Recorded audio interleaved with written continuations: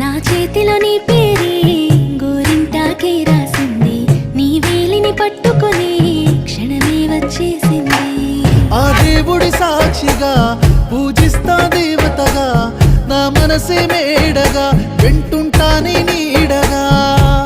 మన పెళ్లి సందడిలోనే చిందులు వేస్తున్నా, నీ జతనే కావాలే ఇంకో వెయ్యేళ్ళైనా. రాత్రి చీకటిలో ఈ నగరమే నిద్రవుతుంది, నా నిదురను దోచేసి రూపం తనదయ్యింది.